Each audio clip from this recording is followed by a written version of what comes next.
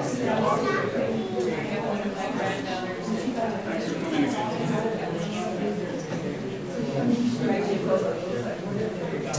1, 2, 3, testing. Is that okay, everybody? Wonderful. My name is Jackie Martinez. I'm a librarian here for the Livermore Public Library. Thank you all so much for being here. Thank you to the Friends of the Livermore Public Library for funding this great event for our community. And thank you so much to Mr. Yukio Shimomura for telling us about his experiences. Thank you, sir.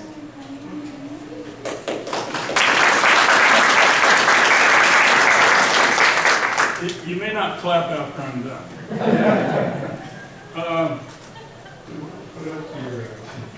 Can you hear me in the back? Sort of? He can hear me. Should I use this? Yes. Okay, today is a very, very special day for me. I woke up this morning and I checked myself and I said, I'm all here, I'm awake. I get to celebrate another day on Earth. Okay, so I'm just letting you know that that makes me feel happy, and I hope things like this make you happy, because when you get to my age, you celebrate every day that you're awake and doing. So today is a little bit of a history session, and in the process of being a history session, I wanted to present the history in a little bit different way. And what I'm saying is, when you take a history class, when you went to school, and all of us went to school, what they do is they give you dates and events. And when you get the dates and events and regurgitate it for the test, you pass. My style of teaching or sharing with you is that I want you to feel what we experienced. And I want you to smell what we experienced. So that then it's more than an event session or a date session, it's an experience. So the only way I can ask you to do that is to imagine. So the imagination, I want you to heighten it up while I'm talking, because that's the only way you're going to be able to feel it. And so I'm asking you to think like Japanese. That might be a little bit difficult because of your ethnicity, but then on the other hand, that's the only way you're going to be able to feel it. Okay, so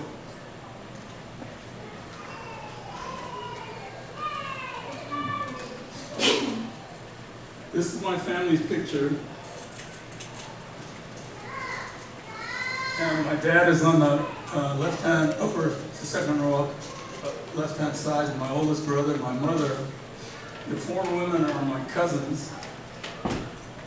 My auntie is on the front row with her mother, who's my grandmother, and my uncle. That little guy is me. And the next guy is my next older brother. I'm the only one that's alive in this picture now. And you can imagine, this picture is about 80 plus years now, okay? Now, have you heard these words before? Executive 9066, raise your hand. Well, this lecture is over. I don't need to say anything. No, I'm serious. If you know about this, then you know about a lot of what I'm going to say.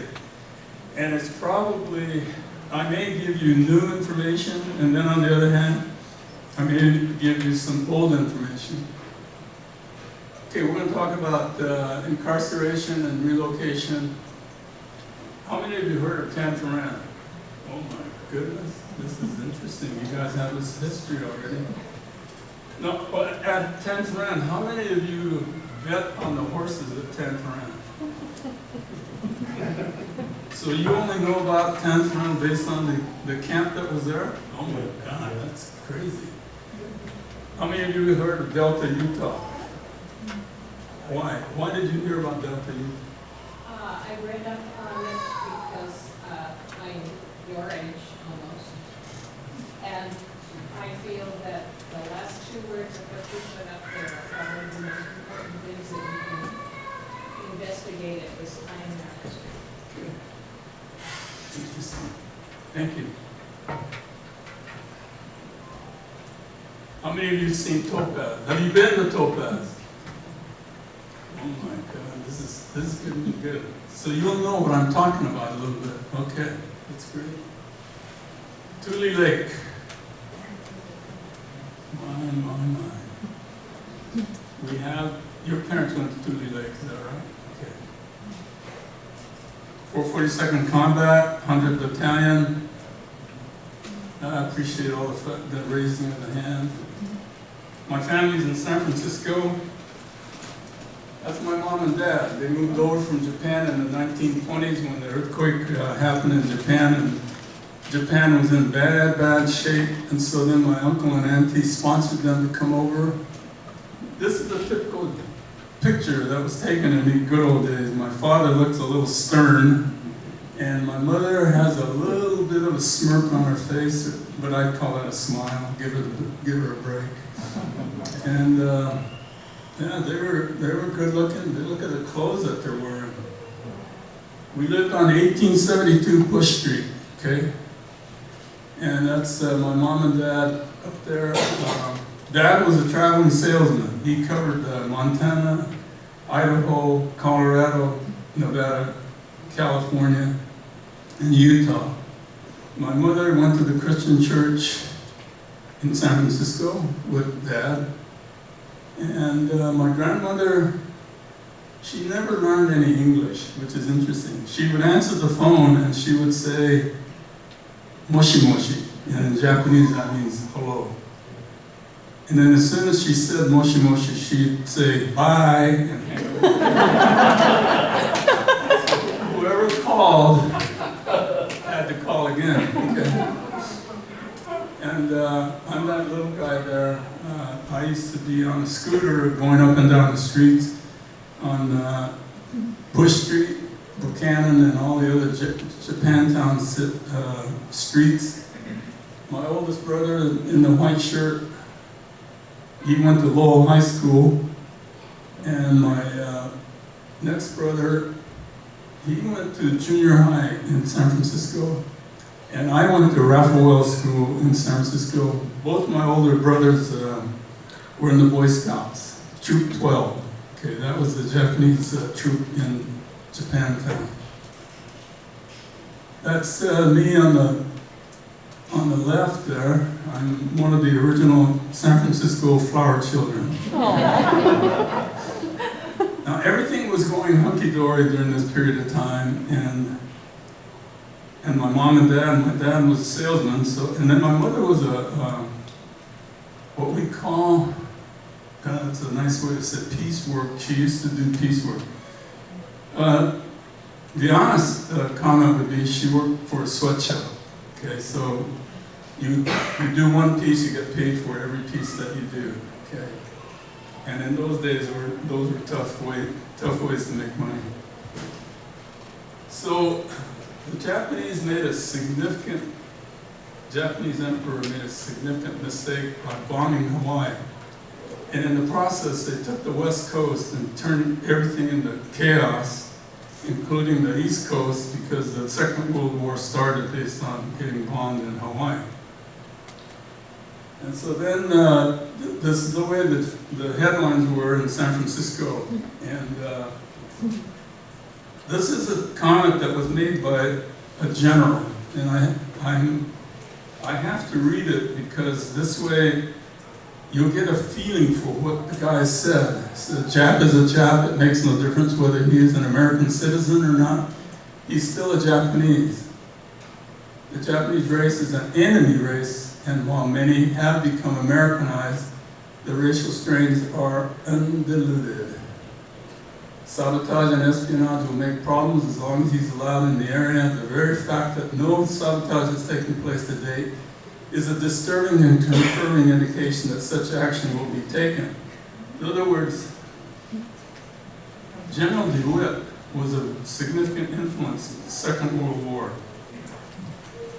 he persuaded, I think, Congress to say, okay, let's move all the Japanese off the West Coast. And because they felt like there would be a lot of problems with the Japanese in the community on the West Coast, Washington, Oregon, California, parts of Arizona. The interesting thing was that the Attorney General of the United States indicated that I don't think it's a good idea to move all the people off the West Coast, Japanese people off the West Coast. And I'll show you a slide in a second or two that why. General DeWitt's reputation sort of tanked.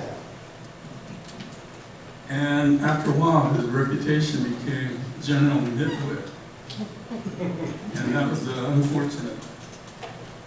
Now, get all the Japs off the California coast. So this becomes the executive order that Roosevelt signed based on persuasion by several people. And I'll go into a little bit more detail. Now, from this point on, you're going to feel the weight of the government meaning the United States. And what happens from this point on, I don't know if you'd be able to tolerate it as what your feelings are today. So, you're being told what to do, when to do it, how to do it. And so now you're being told, okay, everybody is going to be evacuated off the West Coast by May 11th. The war started on December, and in between December and May, that's when all the decisions were made by Congress. And then on the other hand, that's when the camps started being built. No Japanese living in the area will be able to change residence without permission. Can you feel it? Can you feel it's happening? And then we'll provide service with respect to leasing, sales, storage, real estate, business, professional equipment, household goods, both automobiles, like basically what the government is telling you is we will take care of it. And then you have to think, how good of a job would they do taking care of it? Okay. And so it gets to be serious from this point on. Now you're being told, okay, you must report to the Civil Control Station for further instruction. Evacuees must carry with them on departure from the center. Everything that you take, you have to carry. Carry. Okay? So at your age right now, if you were told to carry everything that you could take to wherever, we don't know where you're going to go, and we don't know what temperature or the weather is like where you're going and all that. Take all your bedding and linen, okay? You don't know how hot it's going to be or how cold it's going to be. Toilet articles. And what happened, this is the interesting part is, for men, it's easy. All they need is a bar of soap and a towel. But for women, it's a whole different issue going on. So then you say, if you're a woman, you'd say, well, wait a minute, let's see, I'm young enough that I still need some sanitary personal stuff. And so then you say, okay, how much inventory should I get? How much can I carry? There's no Costco's or CVS's or any stores like that. And if there's a run to the drugstore, you don't know if they're going to run out of whatever stuff that you need. So it was complicated for women. And so then you don't know if where you're going, they will be able to supply you with that either. So it gets pretty personal at this stage of the game. And then you got extra clothing. So you say, well, take your clothing. And you say, well, wait a minute, how hot is it going to be? How cold is it going to be? You don't know because you don't know where you're going. And sufficient force, knife, spoon, plate, bowl, and cup. That's the easy one. Okay, very specific. Essential personal effects. So you say, how much paperwork do I have to take with me? How much of my records, especially your IRS records, if they had the need to do it in those days, how much weight is that going to create for you? How many files are you going to take with you? So this becomes very, very interesting as to, it's a dilemma for a lot of people. How many of you have pets? Oh my goodness. What kind of pet do you have? A cat. A cat. And how close are you to the cat? Very. Very close. And if you were to leave the cat behind, what would happen? I wouldn't know unless I could find somebody that would take the cat. And if you couldn't, what would you do? I would probably dissolve mentally. It's an interesting comment, you would mentally dissolve, and the other question would be, I asked the wives, which is harder to let go, their pets or their husbands? And you'd be surprised what the answers are. Okay, so I'm not going to, as a man, I'm not going to pick sides right now. But you can see the emotional trauma that could occur. Some people have said, I have a pet German Shepherd. I cannot leave my dog behind. Cannot. And you say, sorry, you're going to have to leave your dog or cat or any other animal behind. So once you get to the pet situation, then it gets a little bit more serious, doesn't it? Okay, so we're going to, you can't take your icebox, washing machine, pianos, and other heavy furniture. Now, the piano, how many of you play piano? It's great. Can you imagine carrying your piano on your back when you go? And then you say, I've been saving money month after month, waiting to get this particular piano, and now you're telling me I have to leave it behind. In the good old days, and I don't know how popular it is now, but we used to, sterling silver sets. You buy a service set, and you buy a service set until you get 12 or 18, 8, service for 8, whatever. By the time you get the full set, it's going to be about 40 pounds, okay? And you say, who do I leave that with? Okay. Now, it becomes more serious when you start sharing your attachment. That particular sofa that you've been thinking that you're going to want to buy, and you put the down payment on it, you paid several months on it, and then you bring it home. You say, oh my God, we got the sofa finally. And then somebody says, you can't take that. You got to leave it behind. So, the good old days, there was only ice boxes. There wasn't any refrigerators at that time. And so, you're starting to get a feel for stuff that you can't have. You have feelings about leaving it behind. So what's going on? The new reality for the Japanese community is you must obey orders. You're going to be told what to do, when to do it, how to do it, and you're going to lose some privacy. Must not openly complain.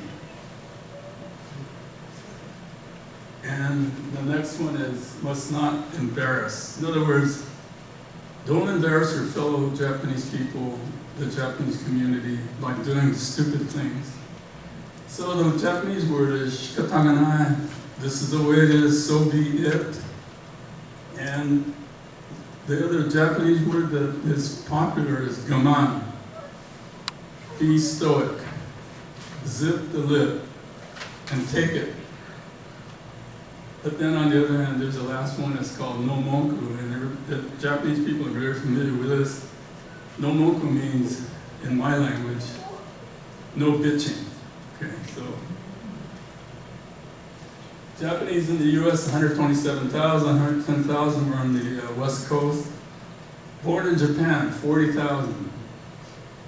Born in the U.S., 70,000. When you're born in the U.S., you are automatically a citizen.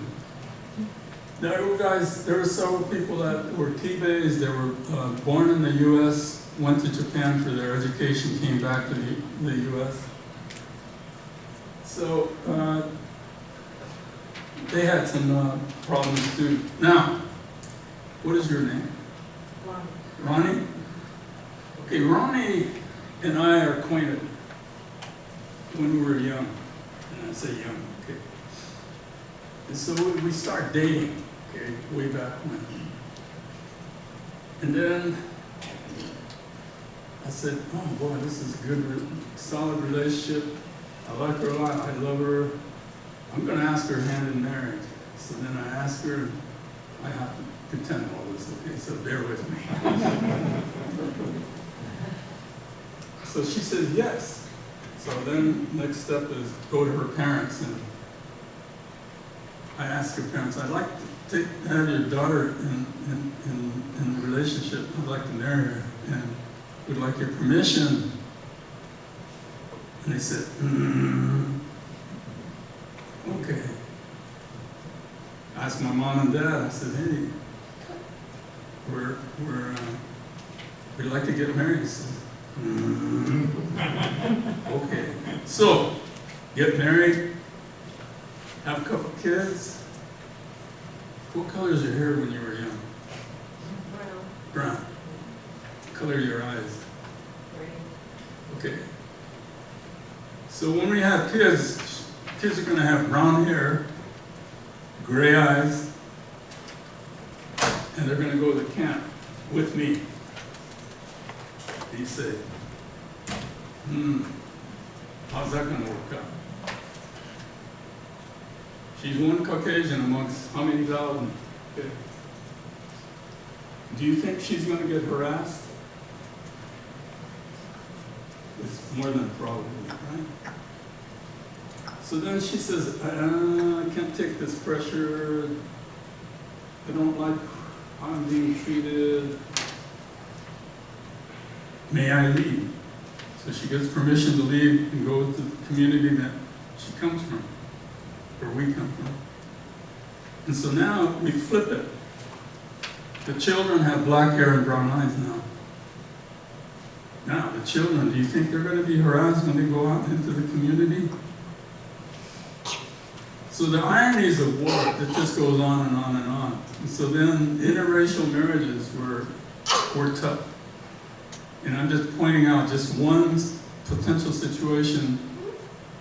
There's a lot of interracial marriages now, but if they had the interracial marriages back then, it would have been tough. Okay. Now, remember, you're being told what to do, when to do it. And now there's a soldier with a rifle, and we're just registering. What's interesting about the Japanese community is that when you're told what to do, you do it. So then when you're told to meet at a certain place to register, they come. There were not any policemen or military guys coming to your house to pull you out. They all came out and did what they were supposed to do, okay? So then there's the sign that's up. There's a store owner. He's an American. He wants you to know that he's a citizen. And so then, business as usual. Here's Mr. Tatsuno's store, one day to go. What did he do with his inventory? What did he do with his account receivable, accounts payable, the display cases, and all of that? He has to walk away. Just walk away. Lock the door and hope it doesn't get vandalized or anything like that, and he has to walk away. if you owned a car, you couldn't take your car with you. All the time that you saved money to buy this car, now, and these cars were pretty fashionable at that time, okay, so be careful how you think of, they look like junk cars, but then on the other hand, they were pretty reasonable at that time. So they gave the cars away to the people who needed it, and they also gave it to the used car dealers. And I don't know what the distribution process was. There's a sign that says, buy stamps, buy bonds, buy chaps. For those of you who are close to my age, buying stamps was usual, and you could even buy it at school, and you could buy bonds and things like that. So they used to have a lot of contests to see who's going to buy stamps. The word chap is a very derogatory word. And what I say is, if you're still using that word, I'm hoping that you, after the session, you not use it anymore. The word chap is close to the N-word, and we all know what the N-word is. But what's interesting is for every minority group, there's a nickname that's very derogatory. So all I'm asking you to do is be careful. When somebody, I used to get into fist fights all the time because I was called a chap. And when I come to, I've mellowed out since I was 70 years old, okay? So when somebody calls me a chap, for whatever reason, I have to count to 3, and I say to myself, and I'm imagining myself pointing my finger at the guy and saying, you know what, you're culturally deprived. And then I have to turn my back and walk away. Before I used to engage quite a bit to defend myself and the race, and I said, no, I'm a little bit too old for that now. Here's an interesting piece of propaganda. The guy on the roof is signaling to the ship at sea when to take those TNT bricks and to blow it up. It's Washington, Oregon, California, and depicting the Japanese with slant eyes, buck teeth, glasses. And the artist for this was Dr. Seuss. We're getting a reaction here. Okay. Dr. Seuss, if you go into Wikipedia, you'll see in Dr. Seuss propaganda, you'll see how he depicted the Japanese and the Germans. And I'll say to myself, hey, I really don't like the way he drew it, but it was wartime.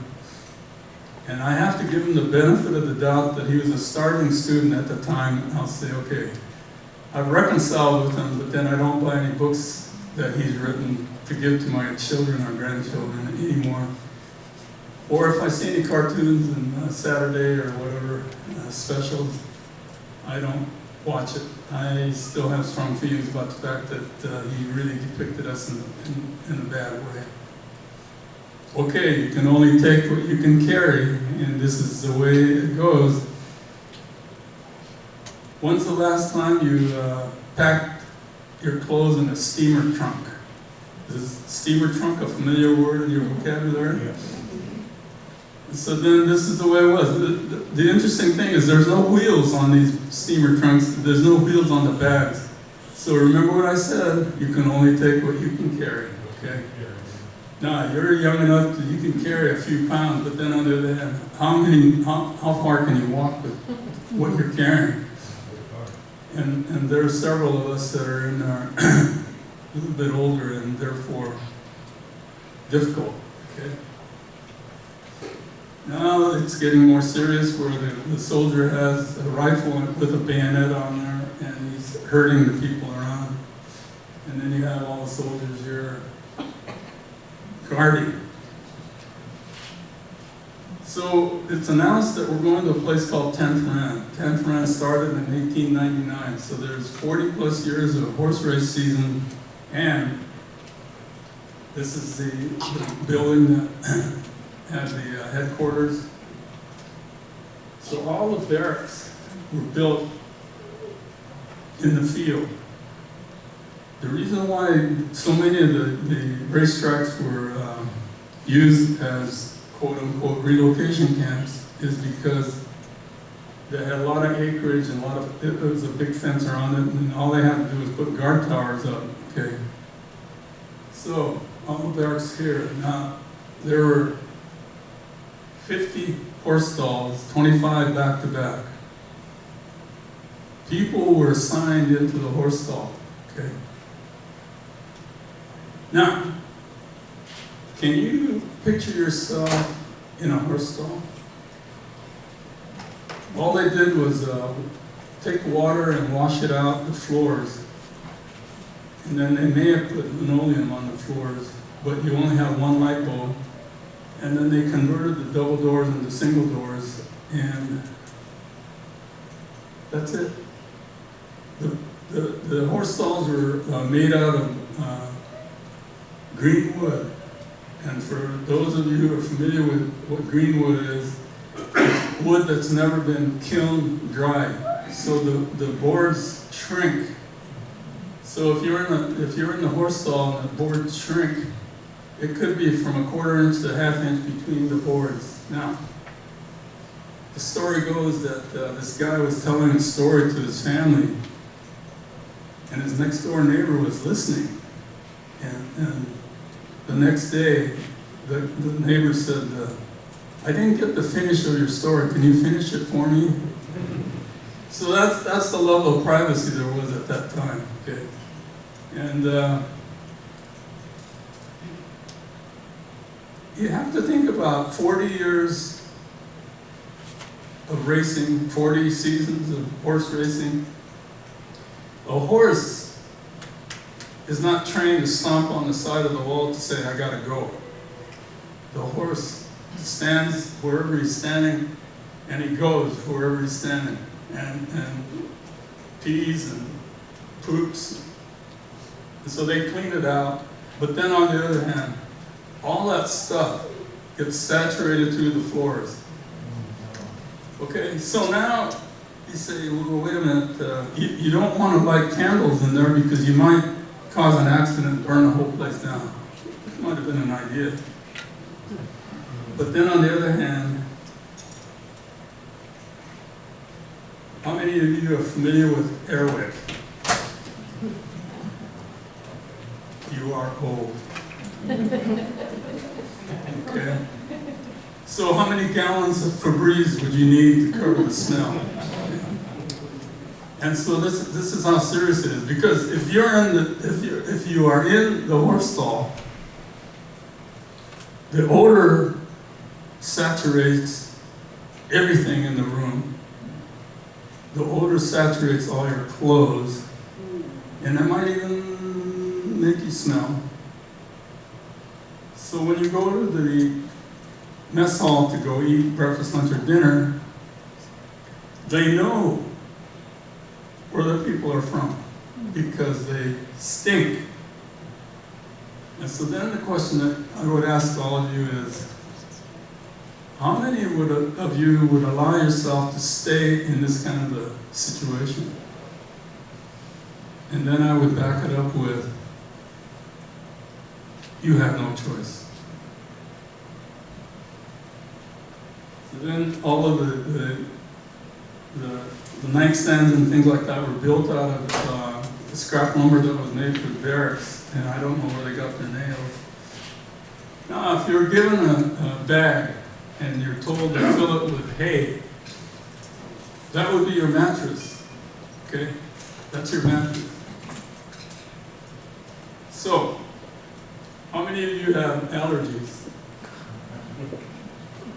And so then you have to say, well, wait a minute, I can't handle a hay mattress.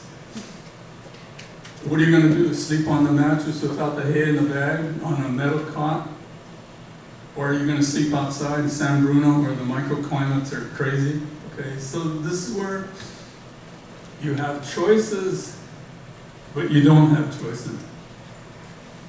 And so then all the bags that you had were strewn out in the yard like that, and you had to sort it out. So we had breakfast, lunch, and dinner, okay? And I can't tell you exactly what we ate, but there was a lot of cream of wheat, oatmeal, Spam, and tongue, vegetables. There was a lot of canned vegetables, beans, carrots, you name it. And they weren't processed like they're processed today. All the crunch has been taken out of all of the vegetables. Okay, so think about it. More lines, more lines. And there's the old grandstand, and there's the garden shack. What they tried to do on the Friday nights is have dances for the people in the high schools and things like that. They had a couple of churches, Christian churches, and maybe one Buddhist church at the time. The time there was short, and so that's why they didn't set up too much. But people who were religious had to have their fixes on Sundays. So let me fix myself here.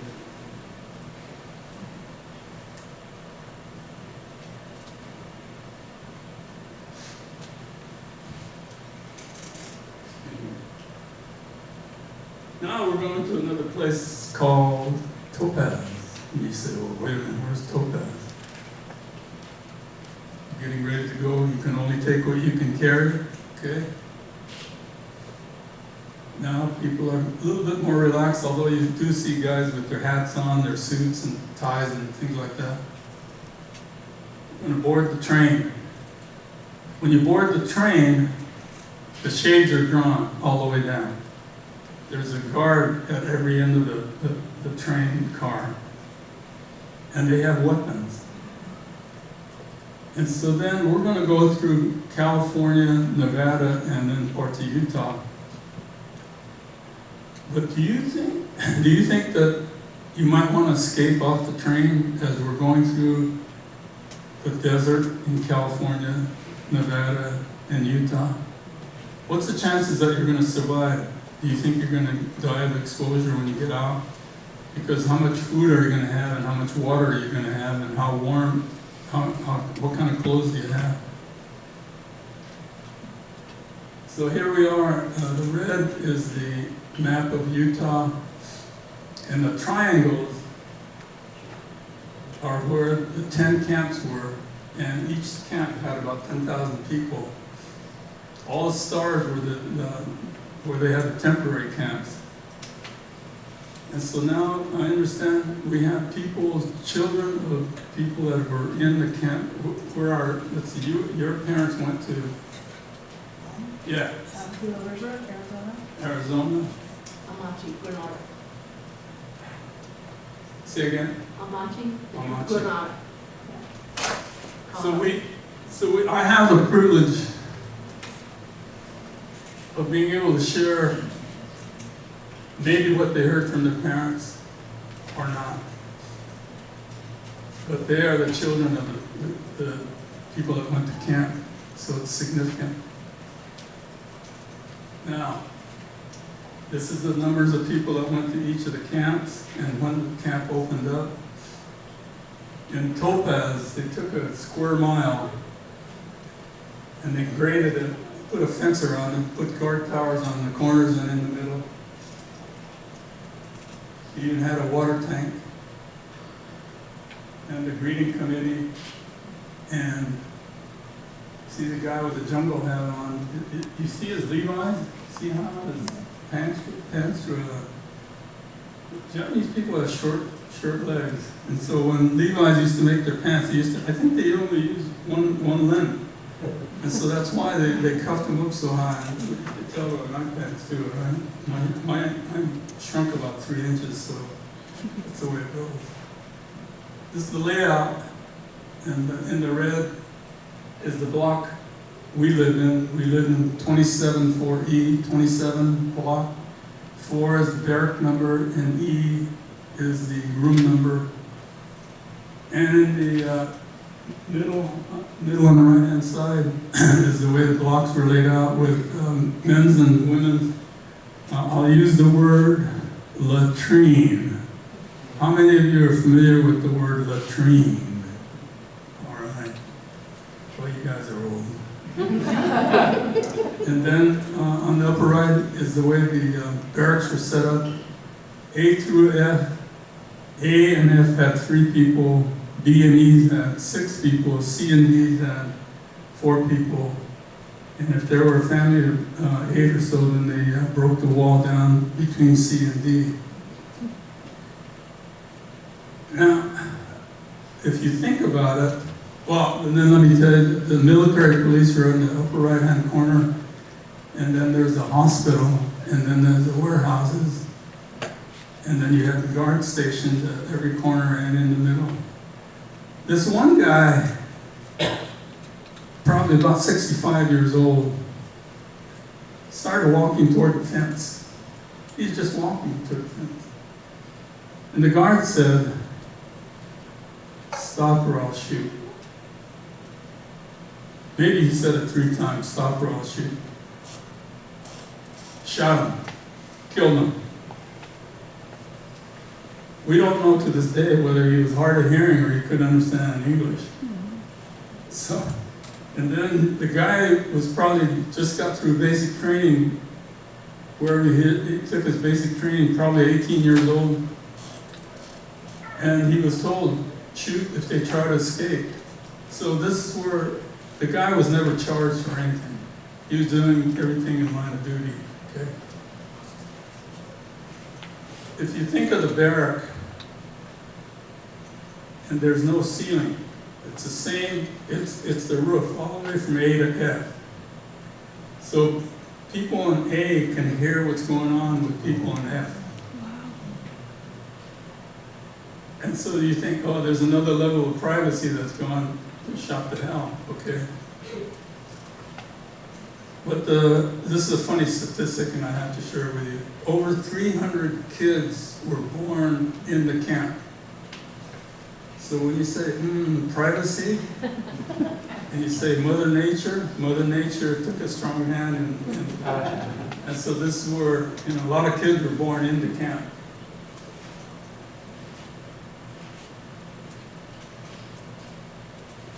The barracks were covered with tar paper, and the slats to hold the tar paper down were 1/4 inch by 1 1/4 inch by 3-4 feet long, and the tar paper got nailed down. Now, there's no insulation, none whatsoever. And then there was again we used green wood, and so then whenever there's a windstorm, the wind would blow the dust through the floor into the room, and so when you went to sleep, you either had a t-shirt or a towel over your face so that then you wouldn't ingest the stuff into your system. Okay. Then they put masonite floors in after a while, and then they put a ceiling up, but until that happened, it was crazy. This is the layout, and that's each of the barracks. There's no sinks in the rooms. There's no toilets in the rooms. So you had to go to the washroom, shower room, toilets, and things like that. Here's an interesting picture. All the toilets are lined up side by side. And you say to yourself, I don't know if I can handle this. The first time you walk in and you see all the toilets lined up, you say, So then more people come in and you say, And then you ask yourself, can I go with everybody in the room? And then you say, So then you make up your mind and say, okay, I'll go at night late, around 12 o'clock, 1 o'clock, when nobody is in the room at the same time. There are a lot of people in the room, in the toilet room, at 12 o'clock, 1 o'clock. So then you say, I don't know if waiting is a good idea because I seem to get more pain and I could get sick because I'm holding it, right? So then you say, the hell with it. So this woman felt like she surrounds herself with cardboard and does her business. But there are people who put bags over their heads to screen out the rest of the world while they're doing their business. So this isn't a subject that you want to really talk about, but this is the reality of what happened in the camp. That's why we're bringing it up. Because if you were confronted with this kind of a situation, what would you do? Okay? What would you do? Because when you are in your home and you have to go, you shut the door, and for some people, you lock the door because you don't want any intrusions while you're, whatever you're doing. And so then when somebody knocks on the door, you're obligated to say, I'm in here, and the person on the other side might be your child and says, Mom, I gotta go real bad. And you say, you just have to learn how to hold it until I'm done. And so this is part of the dynamics of getting into your privacy is taken away. Now, the shower heads were lined up side by side. And the soap trays were on there side by side. So I have to ask you again, what if you were to have to deal with this situation? What would you do? Would you feel comfortable? It's like with military basic training, isn't it? It is. But when you see everybody else doing it, then you feel like you got to do it, or you're in trouble, or you're going to stink, Yeah. right? So this is the whole thing is there's no partitions, there's no doors, and there's no locks to take a shower. So again, you go when you think you're okay with it, and then by the time you're there for a few weeks or whatever, then you say, the hell with it. Hell with my own vanity or how vain I am. Just do what I gotta do and just deal with it. So another piece of privacy gets shot. Okay, now here's a situation where I said you gotta take what you carry. I don't know how this guy got his clock or his dresser, but he got it somehow. And then the guy on the right is the guy fixing the stove. And they used to put the small stoves like that into the smaller room. And then they had potbelly stove in the bigger rooms. Okay, somebody answer this. Okay, so I was thinking, I'll be a smart ass and I'll start the fire. So I put the paper, kindling, and coal. Lit the match, and it took off.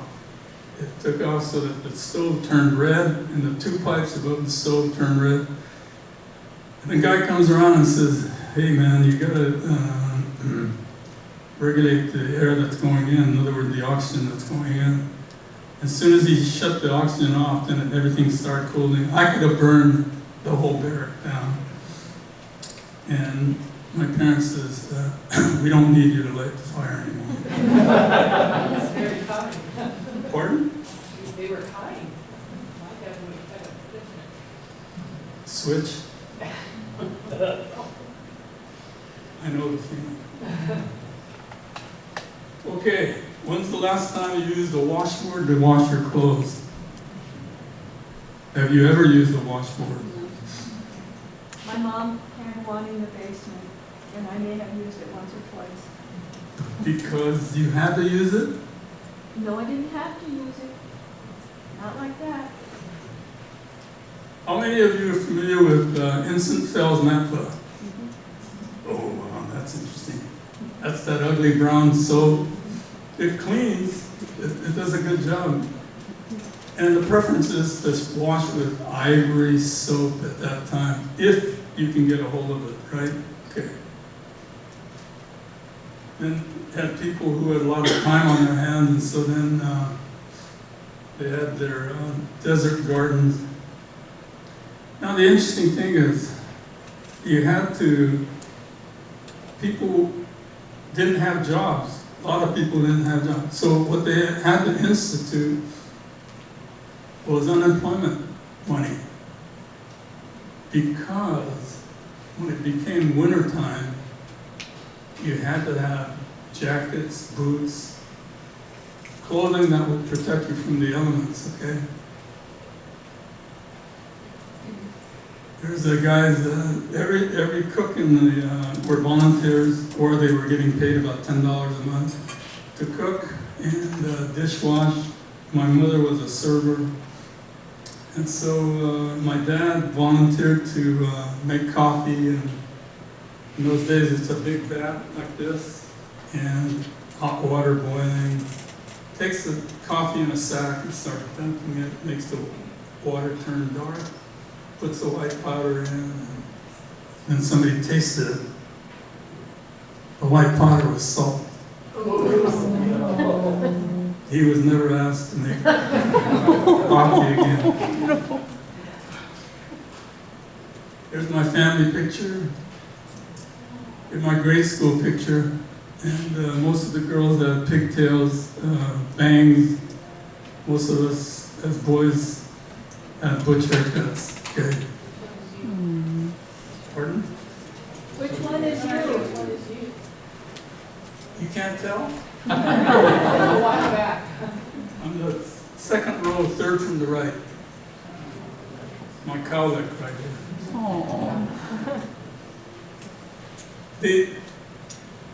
These were hard times because the teachers that we got were volunteers. And there weren't enough accredited teachers that were assigned to the camp to be able to teach. But we had a lot of fun because we had a 1 square mile fence around us, and the parents weren't worried about being abducted. The only problem is at night when it got dark, if you weren't close to your barrack, you had a hard time finding your own barrack, and because all the barracks looked alike, and especially in the dark. And so then you start banging on the neighbors' doors and say, well, you're at the block such and such, room, barrack such and such, room such and such. This is where you're going to have to go to find your own place. It's very embarrassing. And let's see, how many young people are there in this room? When's the last time? Oh, they're too old. When's the last time you played tag? When's the last time you played hide and go seek? Kick the can. Remember those games? That's what we played. We didn't have the sore thumbs from the games that we played. Hopscotch, that's another one. Okay, we had Boy Scouts. What they tried to do is have business as usual. So we had Boy Scouts, we had churches. We had about 6 or 7 Christian churches, a couple of Buddhist churches, and so then we had the religious, spiritual opportunities to continue on. Then we had a gymnasium for basketball. Then they played football, and you can see that we had a flag ceremony before the football game. And the kids from the surrounding cities came in. Now, think about this. Where did the football uniforms come from, right? Teachers were coming in from the surrounding area. They were all teaching in high school, but in grade school and junior high, they're mostly volunteers. And so I didn't have an accredited teacher when I was growing up. So I blame that on my learning deficiency. That's why I use so many slides in my program here. My brother was the editor-in-chief of the yearbook. This is a picture that's very ironic. A yearbook inside the camp. A graduating class, the first high school graduating class. And the woman on the second row, second from the right, that's his future wife. Okay. Cap and gown. Where did it come from? Yearbooks. Interesting. This is now the most critical part of the presentation that I'm going to be making today. because this is what is the irony of all ironies. And so let me read it to you. Are you willing to serve in the armed forces of the United States on combat duty wherever served at order? Will you swear unqualified allegiance to the United States of America and faithfully defend the United States from any or all attack, foreign or domestic, and forswear any form of allegiance or obedience to the Japanese emperor or any other foreign government, power, or organization? There's a questionnaire with 28 questions on it. All the adults were told, you must take this questionnaire. And so now you say, let's see, loyalty to the United States. You're behind barbed wire. You're being told what to do, when to do it, how to do it. Your privacy is all shot to hell. And now you're given this opportunity, and I say opportunity, to declare loyalty to the United States. So you have to ask yourself, how would you have answered the question 27, 28, when your constitutional rights have been violated and you're behind barbed wire? So what would you do? What do you think you're obligated to do? I need to go to the restroom. So this becomes the heaviest kind of question that you can answer while you're in the camp. And so I could tell by how you guys might be feeling right now. Oh my God, this is serious. And so then, if you're a yes, no problem. That means you're loyal to the United States and you're willing to fight for the United States. If you're a yes, no, was it because you're being incarcerated and you're put behind barbed wire and your rights have been violated? Or are you just pure loyal to Japan and you become a no-no? Well, all the yes, no's and no-nos were shipped to Tule Lake. People in Tule Lake who were the yes-yeses were shipped to the other camps. So, when you're inducted, or you go in to the service for basic training, you're getting ready to go to war. That's what it's all about. Because there was a shortage of men available, and so they needed to get more men into the military. And so then this is what happened. They volunteered. So this is what happens also. You get wounded in action, killed in action, and they missing in action. So this is the irony of what happened during the Second World War. And so then you say to yourself, well, wait a minute. And when the killed in action, the soldiers come back, and they're brought back by other men that they were in the camp together with. See, this is what drives historians crazy. This is something that I don't think they foresaw. And so now you say, well, looks like these Japanese people, they're quite loyal to the United States. Therefore, why don't we close the camps down? And so now that this is the process that takes place, only after they showed their military time. So that, you know, what they're saying to you is, okay, you're free to go. And you say, where? Because if you were employed before the war, you got fired if you were Japanese. If you were in the military and you were Japanese, you got dishonorably just discharged because you were, what they said to you was you're unfit for military service now, okay? And so wherever you work, you got fired. Wherever you know, your landlord says, you're Japanese, I gotta kick you out. because you're part of the enemy. And so then you say, okay, wait a minute. First, are you going to be the first to go back to where you came from, or what? And again, choices. This is an interesting choice that you have. So can you leave in one day? No, the quota is set up.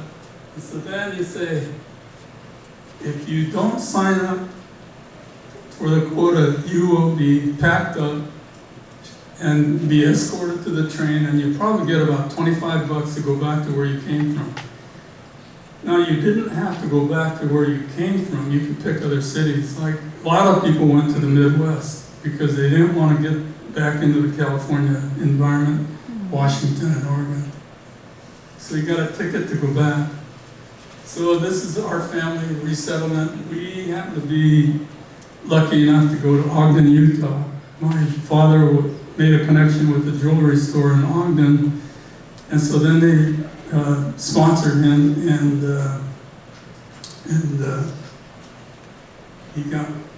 he was hired as a mail clerk. And so my brother is still in the service. It was an interesting time. Family picture, my grade school picture. It was a colorful picture. Okay, of many years of legislation, Congress accepted what was done in Japanese American was not right. If you look at the history, all the time that it took to discuss whether we should apologize, whether it should be getting any kind of monies for their time in the camp, it took years and years. And so a budget was set up, several $1 million for education, and then $20,000 were awarded to people that were still living after the executive order was signed. Anybody who died before the executive order was signed were not qualified. So this is a plaque in Delta.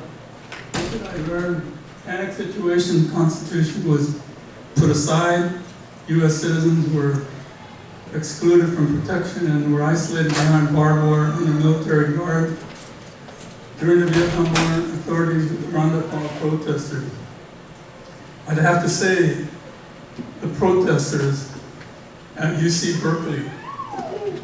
Do you remember the picture of the soldier that was holding his rifle and a woman happened to put a daisy into his barrel? Memorable picture. And that's the sign of the protest that had occurred, and they wanted to put him away. During the Gulf War, they talked about rounding up all the Middle East people in the United States. When some people talk like that, then you say, Then I go back to, if you go to Arlington Cemetery, all the religious markers are on every burial marker. There are a lot of Muslim markers at Arlington. Christian markers, Buddhist markers, you name it, they're there. So before you make the decision of get rid of them all, you really have to think about it. The other thing is, there's a camp or a compound near Livermore. I don't know if you know about it. How many of you heard about Santa Rita? That facility is ready. That facility has compound, well, it's surrounded by barbed wire and it's got guard towers all around it. So anytime there's an uprising, somebody says, oh, just ship them off to Santa Rita, that'll cool their heels. It's pretty serious, and they tried to put the people during the protests into Santa Rita at one time. So, you gotta be careful with generalities. My oldest brother on your right, he was in the intelligence, and he just happened to, after the war was over, he was reading the mail from the United States, and he was reading the mail out of Japan. My other brother, he volunteered and got into the Marines, and he was in the a movement that was, General MacArthur said, let's go up to the Yalu River, and so then the Chinese surrounded the US guys, and he was a prisoner of war for 6 months. And so then he came back home, and you'd think that he was wounded a little bit, not a big deal, but then on the other hand, he had PTSD. And in those days, when you have PTSD, nobody understood what PTSD is all about. Nowadays, it's when you say PTSD, just about everybody understands what you're saying. And I'm in the middle. I spent a year in Korea. Now the question is, why would three of us get into the military? Of course, my oldest brother was drafted, but my other brother and I, why would the three of us go into the service after the incarceration? And I'd have to say that the United States is the best country in the world. It's the best country as far as lifestyle goes, because if you go to any other country, it's not the same as how we live here.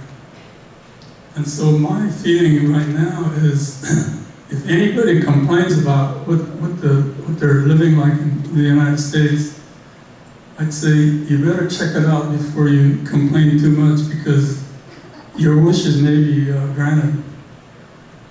And the other thing is that, let's see,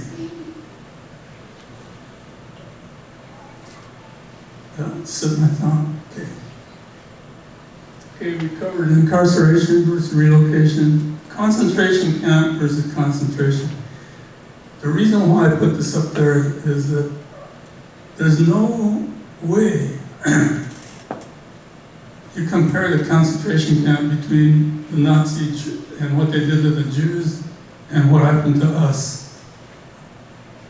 We had it made compared to what they went through. There wasn't a whole lot of people that died because of the violence. And so what they said was, they had a display out, Japanese community put it out in New York City, and the Jews saw that, the Jewish community saw it, and they objected to the fact that the Japanese community used concentration as a word to describe the experience. Jewish community objected, and so then the communities got together, and in the process of dialogue, they concluded that anytime your rights are taken away, you're told what to do, when to do it, how to do it, and everything else, privacy and all.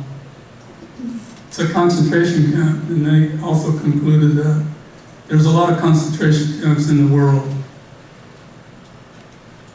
The one that we went through is in the United States, and our rights were violated, and that's why it's a big deal, okay?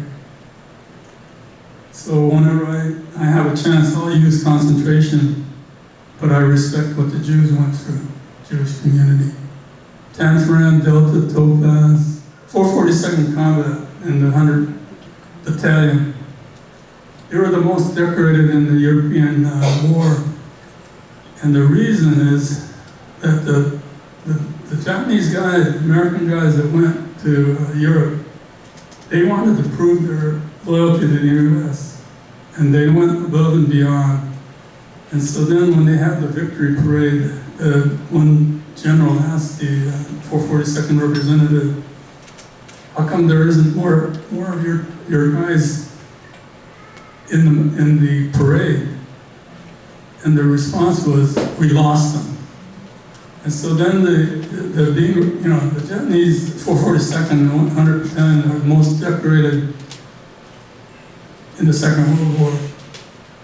This is my family, my oldest son, my next son, and my daughter. My daughter and my son-in-law and I developed the slides and the script. And that's my colorful family right there. So thank you for your attention. I appreciate it very much.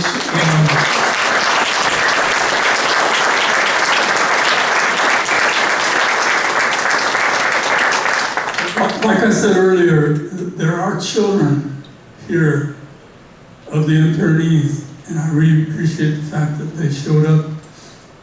And I hope that they got a little bit of something out of this, because the parents had a difficult time being expressive about what their experience was in the camp. So I just give them some bits and pieces for them, and then they could talk about it amongst their community. If there's any questions that you might have, let's go with the questions. Yes. Where did the learning materials for the schools and the camps come from? Or were there learning materials? That's a good question. I think everything had to be begged, borrowed, and that way, that's the only way they got it. Because the government did not think of having an educational program while they were in Tantaran and the beginning part of Topaz, but I'm sure it all caught up with them, because there are a lot of people that are concerned about the education of the children. So it's a good question. Thank you. I'm not answering it the way I'd like to, but that's the way it goes. Anybody else? Yeah. On some of the slides, you mentioned like the gowns for the graduation and the uniforms for the football team. I'm asking, but I don't know. Were the surrounding communities allowed to come in and support the attorneys? They came and went. They were allowed to come in. I don't know if they were allowed to go out and keep out of the camp. But they had football, basketball, baseball, wrestling, sumo wrestling, and so they tried to keep it business as usual, but it was crazy times. Okay. Anybody else? Yes. Who provided the medical care for when people were sick, like kids or just anyone, or when they were having babies? Who provided what they needed? It's a good question. They were short on medical staff. They were so short that one kid came in on an appendectomy kind of a situation.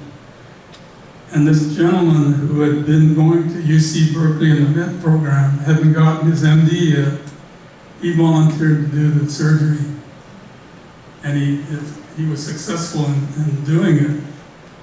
But it's a risk. And the reason why I say it's a risk, if you take any of the illnesses that you have right now, and you went to camp with it, what's the chances of surviving? Because my cousin went into the camp, he had ulcers. And so then they said, okay, milk of magnesia, Pepto-Bismol, go home. Died 3 months later, okay? And then my other cousin had a problem with his eyes, and he was getting medical attention in San Francisco, went to the camp. He went blind because he wasn't getting the treatment that he needed. And so if you have any kind of illness or you have an accident of some sort, it's a risky proposition that you're going to survive. And of course there were suicides in the camp because from a mental stress point of view they couldn't handle it, and so that's the way they handled it. And there was some criminal activity, so there was even a jail inside the camp. They were robbing against each other. Interesting, see. So what I'm saying is that humanity is humanity, and that's the way it goes. So they did not provide medical care itself? They didn't let people come in or anything? They did what they could. There was even a dentist.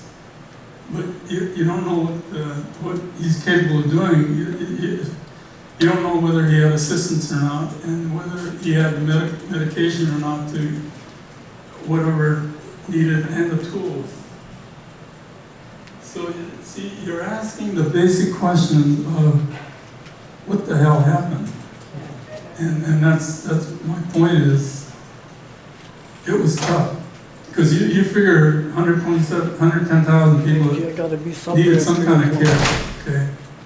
And that's the hard part of this whole situation. Okay, yes.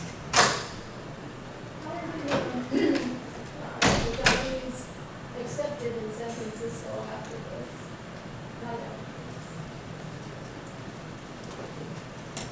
I can't say it from a factual point of view. All I can say is it's difficult. Even the Chinese community has difficult because we all look alike. And so even the Chinese people had "I'm a Chinese American" button during the Second World War. And so this is where, like I said, if you're the first to come back, how are you going to be treated? What happened to the property that you own? And a lot of the stuff that got put away in the storage, like the guns, rifles, binoculars, shortwave radios, and things like that, all of that got vandalized also. So did they protect the property of the people that went in the camp? Not so much. Yeah.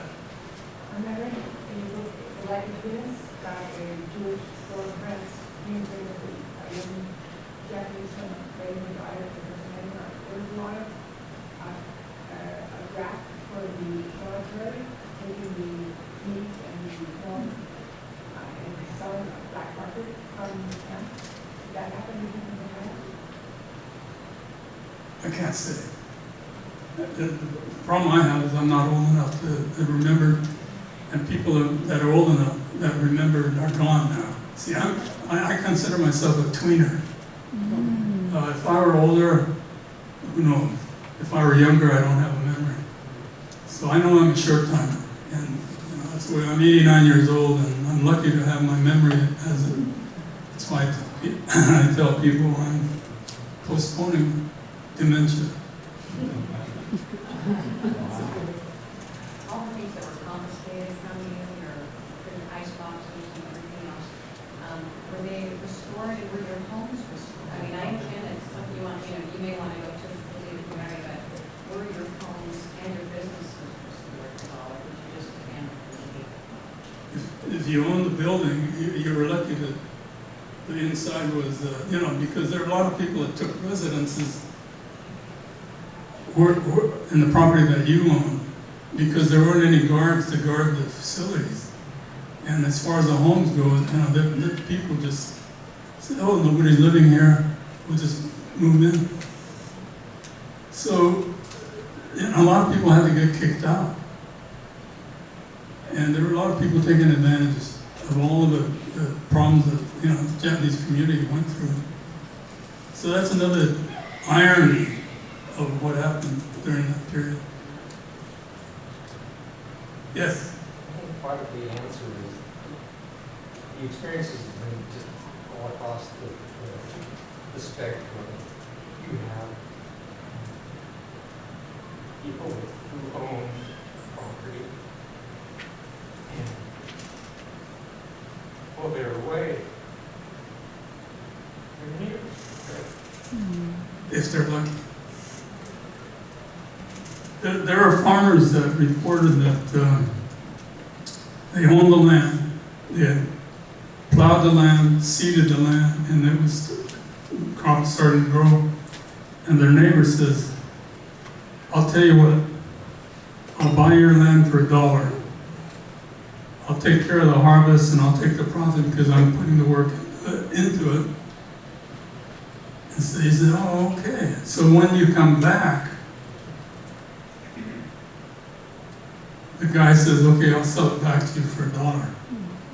What kind of deal is that? That friendship would be that significantly strong. But that didn't happen to a lot of other people. Okay, so. Okay, anybody else? Thank you for your attention. Appreciate it.